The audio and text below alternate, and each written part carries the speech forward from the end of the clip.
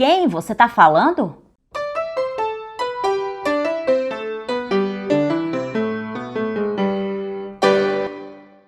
Oi, vem falar comigo. Este é um espaço para a gente dialogar sobre falar, se expressar para o público. Seja muito bem-vindo. Aqui nós vamos discutir as estratégias que vão te ajudar a perder o medo de falar em público e a ter muito mais confiança em você e no seu trabalho. Eu sou Ellen Villanova, sou jornalista e atriz e juntando as duas coisas vou te ajudar a se expressar cada vez melhor. E hoje o nosso tema é: você procura conhecer o seu público antes de falar?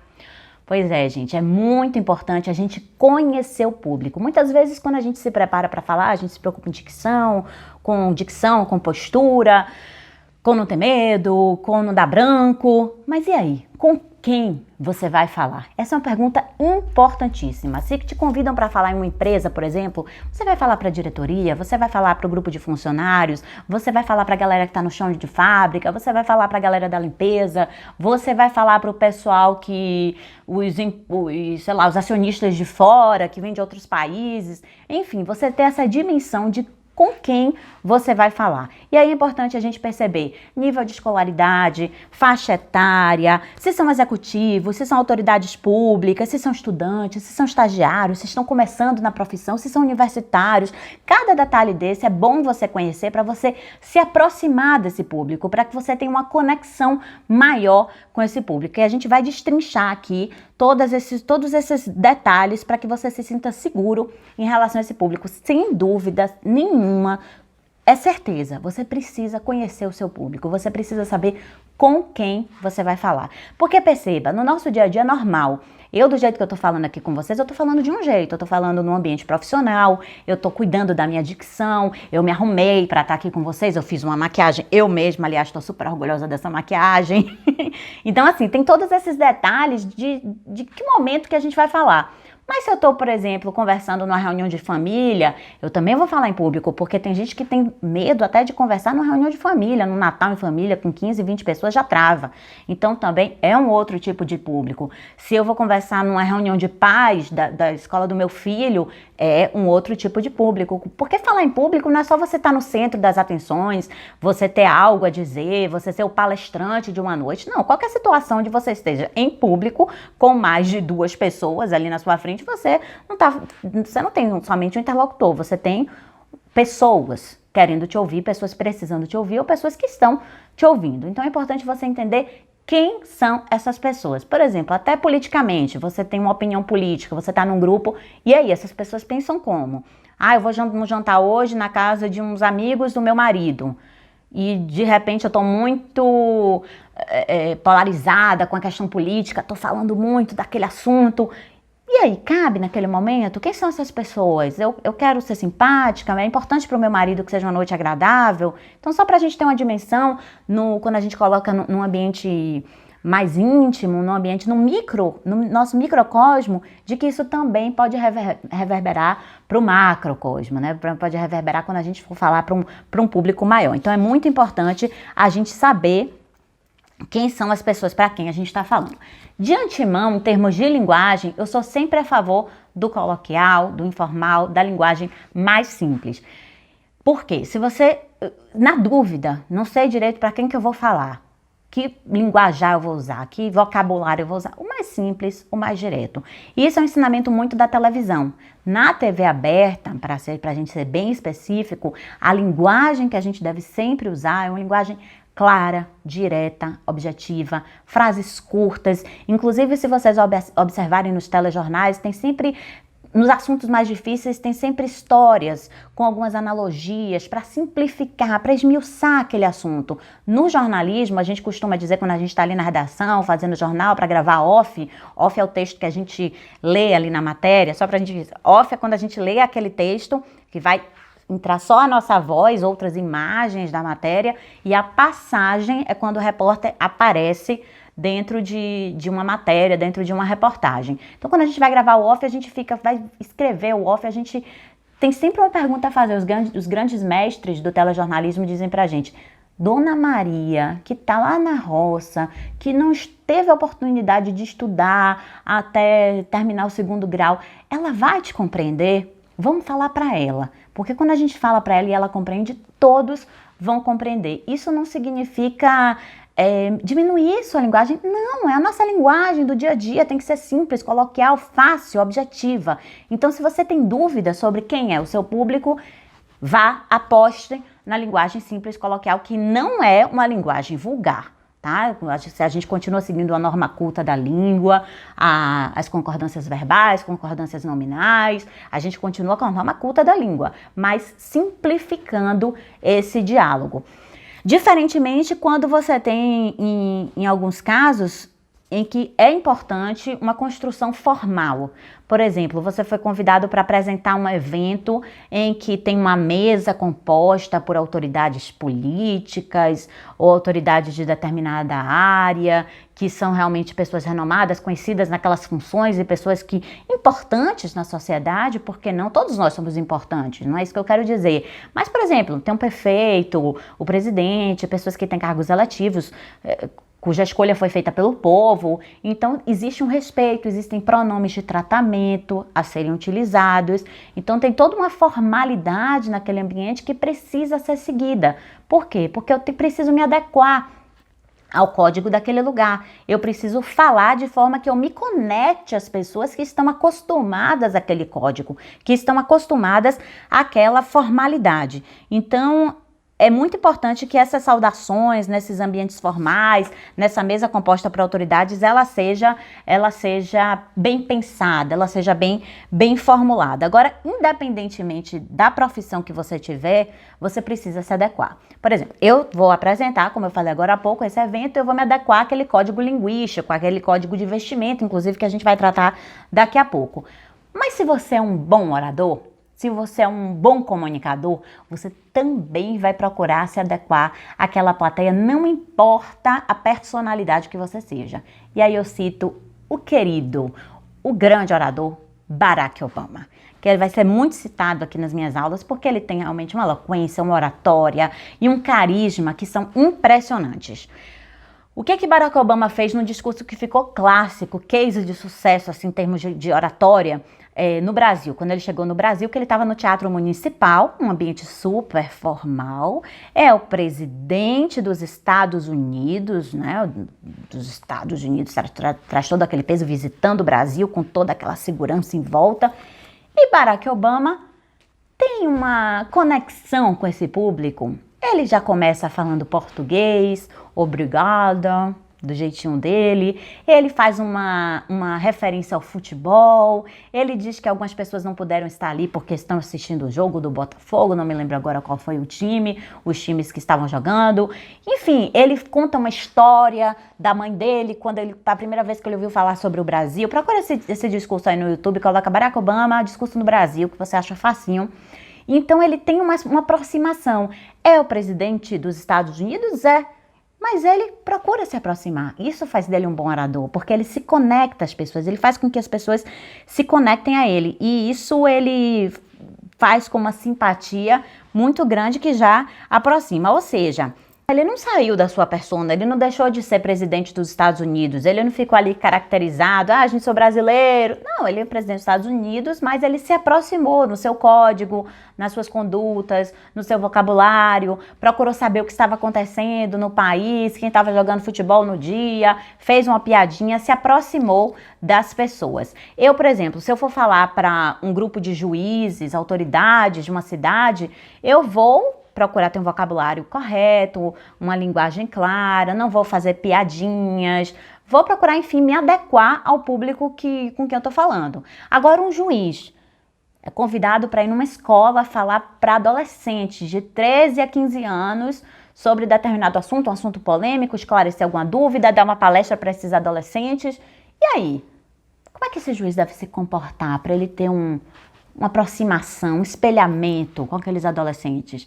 Ele não vai se destituir da sua imagem de juiz, da sua vestimenta de juiz, tampouco do seu jeito de falar de juiz, mas ele pode Dá uma reduzida no vocabulário, usar palavras mais simples, palavras mais coloquiais, evitar termos técnicos. E isso não vai prejudicar em nada a sua autoridade, a sua comunicação como juiz. Pelo contrário, vai fazer com que aquele vínculo se fortaleça, com que aqueles adolescentes tenham vontade de ouvir aquele juiz, com que eles, de repente, comecem a pensar, poxa, eu posso ser um juiz um dia, que bacana, olha como ele fala. Então, essa aproximação é sempre importante, você entender para quem você vai falar e se adequar um pouco à sua linguagem. Não é que ele vai de repente usar gírias, as gírias que os adolescentes usam, mas ele pode fazer uma alusão a algo que está sendo usado no momento, uma música que está sendo tocada, que ele sabe que o jovem está ouvindo, ele tem filho também, de repente ele tem filho, sobrinho, conhece essa realidade, ele não fica ali numa bolha, né, no fórum. Então ele pode usar, como vocês falam, tem tal expressão, ele não precisa usar como um vocabulário dele, mas ele pode dizer que sabe que os adolescentes usam aquele vocabulário e se conectar, dar um jeito de estar próximo àquelas pessoas. Então, para todo mundo serve esse exemplo. Barack Obama foi lá, desceu do saltinho dele, gente aí, brasileiro, e aí, obrigado, o jeito de falar, e ele consegue essa aproximação, e assim deve acontecer também com qualquer personalidade que vai falar para outro tipo de público. Aliás, é uma coisa que eu sempre me pergunto, por que fica uma reflexão aí para você levar aí para os seus, enfim, até se conhecer algum juiz, algum promotor perto de você, a gente faz essa reflexão. Por que a justiça, que é algo que deveria ser próximo, né? Ser próxima de nós, que a gente deveria ter um acesso com mais facilidade, ser mais simples da gente acessar, por que tem termos tão difíceis? Por que é tão difícil para a gente entender? Por que a impressão que me dá é se faz um pouco de questão de ter um vocabulário muito rebuscado para parecer ter mais autoridade? Para parecer ser mais culto? Enfim, é uma coisa para a gente pensar, assim como na universidade. Leandro Carnal, filósofo, professor maravilhoso, bem difundido aí nas redes sociais, na internet, Leandro Carnal costuma dizer que a universidade, que é um lugar de criação científica, de experimentação, de produção de conhecimento, ela tem se afastado muito, ela sempre se afastou da realidade do povo, da população, de para quem esse conhecimento é criado. O que ele costuma dizer é que a universidade fica ininteligível. Então vamos ter cuidado com isso, né? Com quem a gente está falando. Eu tive um professor de semiótica, uma matéria dificílima, na Faculdade de Jornalismo, na FACOM, Faculdade de Comunicação da Universidade Federal da Bahia, onde eu estudei, que um dia, gente, a mulher dele bateu na sala.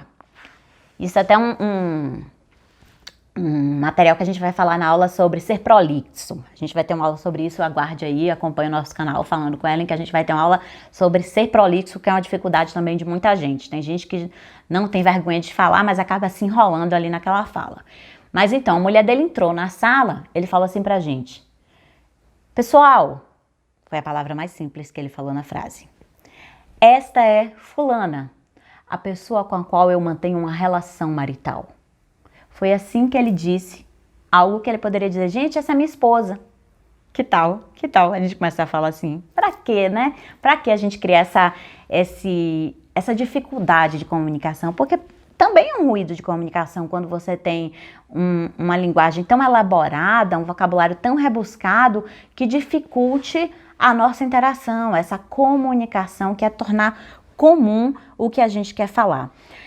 O que eu tô falando, gente, é de extrema importância porque a gente quer se conectar com as pessoas. A gente quer, na hora que a gente fala em público, a gente quer que as pessoas escutem a gente quer ser ouvido, a gente quer que gostem do que a gente está falando, a gente quer ser claro, a gente quer ser objetivo, a gente quer ser engraçado, a gente quer criar conexão, a gente quer passar informação, a gente quer que preste atenção na gente. E não existe atenção se não há conexão de alguma forma. Então não dá pra gente mudar a nossa pessoa, mudar a nossa essência, mudar completamente a nossa linguagem, mas a gente pode se apropriar desse diálogo com esse público específico, usando alguns códigos que faça a gente se unir, que faça a gente, estamos falando a mesma língua. essa é uma boa expressão, estamos falando a mesma língua, porque é como se a gente tivesse diversos idiomas dentro de um idioma só, que é o português. E aí você tem o juridiquês, como chamam, o medicinês, né? Você tem os termos técnicos de cada área, mas quando a gente vai falar, é importante que a gente crie essa comunicação mais simples, mais objetiva, que é o que eu aprendi muito na televisão. O que é que o jornalista faz a não ser criar uma ponte entre um especialista e o público? Então, eu vou conversar com um engenheiro eletricista, por exemplo. É engenheiro elétrico ou eletricista?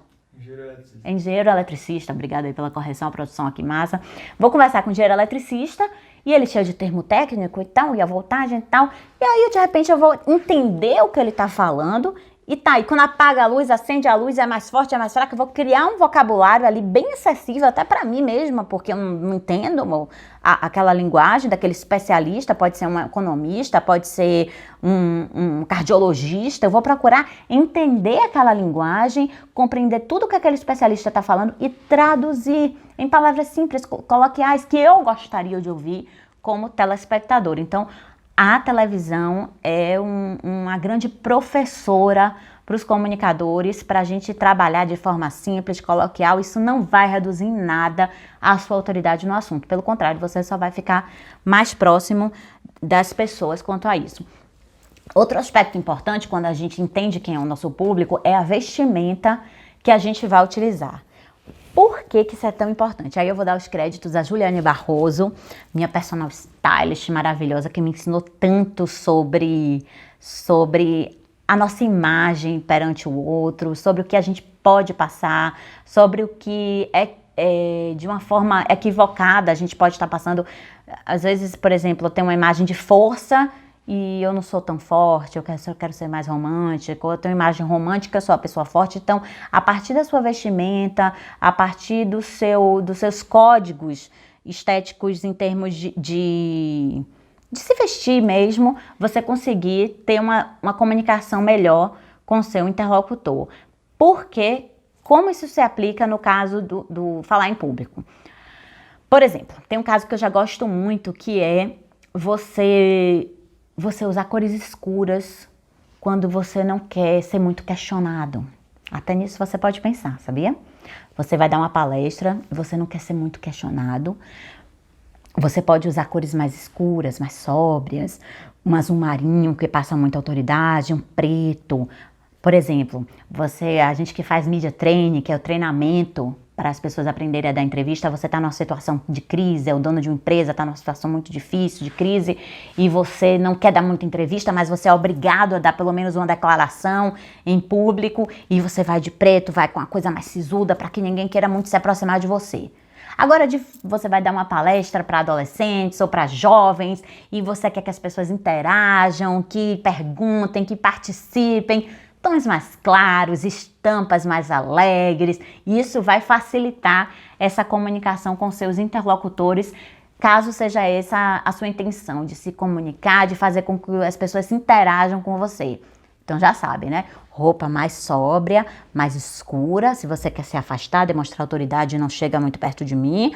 E roupas mais claras, estampas mais floridas, enfim, mais divertidas, mais alegres, caso você queira essa aproximação. Cores mais claras, de uma forma geral, não precisa nem ser a estampa. E essa personal stylist também, essa figura, essa especialista maravilhosa, minha amiga Juliane Barroso, uma vez ela me ensinou uma coisa. Eu fui dar uma palestra sobre técnicas de teatro para facilitar um trabalho de oratória, que eu costumo fazer bastante, e foi para um alto cargo do serviço público. E aí eu falei, meu Deus, com que roupa eu vou? Vou colocar um terninho e tal. E eu particularmente não sou muito adepta do terninho mais não. A gente já usou muito no jornalismo, isso deu uma cansada. Hoje, se você reparar, até as jornalistas estão com roupas mais leves, mais tranquilas. Já caiu esse padrão do terninho sempre. Mas no caso desse cargo público, as mulheres também costumam usar terninho. E aí eu fiquei sem saber. Recorri a ela, que é sempre bom a gente recorrer a quem sabe mais que a gente, né?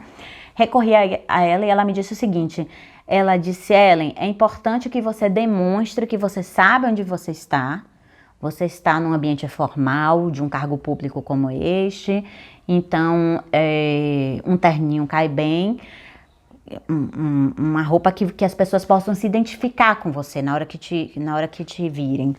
Mas é importante também que você demonstre com que você vai trabalhar. Você vai trabalhar com criatividade, você vai trabalhar com teatro, com arte, com algo que vai fazê-los de uma forma lúdica perder a timidez, dessensibilizar essa timidez, tornar as pessoas mais expressivas, mais expansivas. Então, ao mesmo tempo que você tem que mostrar que você entende o código deles, que você está adequada para aquele ambiente, você precisa mostrar que você tem um quê de criatividade, que você não é igual a eles. Porque se for igual, o que é que me interessa? Ela sabe a mesma coisa que eu. Não, você tem um quê de diferente. Não é ser melhor, gente. Entende bem o que eu tô falando. É a minha diferença, o que eu vou apresentar ali para eles. Sabe o que foi que eu fiz? Coloquei um terninho de poá. Poá, aquelas bolinhas, terninho preto com bolinha branca. Então, coloquei um terninho de poá. Tava de terninho, gente, sei que tem tato de terninho, tá? Esse é ambiente de terninho, ok, tá formal. Mas é de poá. É alegre. No outro dia, foram vários dias de treinamento. No outro dia, eu fui com a roupa mais formalzinha, mas um lencinho amarrado na bolsa, um lencinho vermelho, um batom mais forte, um brinco mais criativo. Então, algo que passasse na vestimenta para aquele público, que o foco hoje nessa aula é quem é o meu público, para quem eu vou falar, passasse para aquele público uma adequação. Eu sei onde eu estou, eu sei o que eu estou fazendo, eu sei o que eu vim fazer aqui, mas eu vim falar de arte, eu vim falar de criatividade, eu vim falar de se expressar, eu vim falar de algo que vocês não estão sabendo muito e que vai ser muito bom para vocês. E aí eu coloco o meu ar de criatividade também. Então, uma dica, por exemplo, se você for dar uma palestra para um público jovem, você está sempre acostumado a usar terno, gravata, por que não colocar um jeans? Um jeans escuro. Um jeans é uma ferramenta, uma peça básica que todo mundo tem no guarda-roupa, é uma peça inquestionável. Então tá tudo bem, prefere o jeans mais escuro para ser mais condizente com o que você é, com o cargo que você tem, já que você tá sempre acostumado a usar terno e gravata. Se você quiser ousar mais um pouco, coloca um tênis, não precisa ser um all-star, se for no seu caso ser um juiz, né? Não precisa ser um all-star, mas você pode colocar um tênis mais fechado, um sapatênis, dar um ar mais jovial. Ou se você não é um juiz, é um executivo ou um profissional liberal e vai dar uma palestra, ousa, coloca um all-star, um jeans claro, pode ser até um rasgadinho, alguma coisa que se conecte, alguma coisa que tenha uma comunicação com o seu público mais jovem. Não é que a pessoa vai imediatamente perceber o que está ali em você que lhe deixou mais jovem. Não é para ser algo gritante, mas é uma conexão leve, bacana. Nossa, estou interessado em ver esse cara deve entender um pouco de mim, ele vai me ajudar a compreender algum assunto na minha vida. Então é interessante você, em algum elemento na sua vestimenta, ter uma aproximação com esses jovens. No caso das mulheres pode ser uma pulseira da moda, pode ser um colar, pode ser um cabelo que está se usando. Enfim, usar essa criatividade é tão bom a gente ser criativo na vida, né, gente? Dá um ar mais gostoso, mais feliz quando a gente ousa, a gente faz algo diferente, a gente tem uma história diferente para contar na vida. Então, eu acho bacana a gente valorizar essa vestimenta. Tô pegando aqui meus tópicos para não esquecer de nada, que é uma coisa que eu já falei para vocês, não tem problema nenhum a gente ter tópicozinhos, ler. É mais legal a gente ter esses tópicos do que esquecer e deixar de falar algo importante, né? Então pronto, eu tô falando da possibilidade da gente se conectar, de fazer com que você se sinta mais seguro para construir um diálogo bacana com o seu público.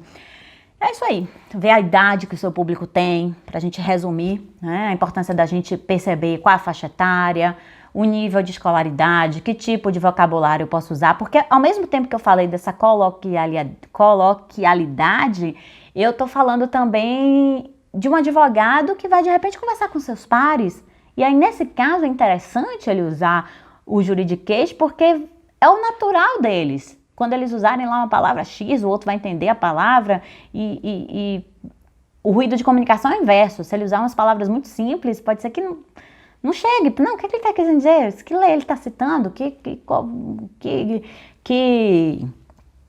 Enfim, não sei esses termos, né? Mas que código ele está usando?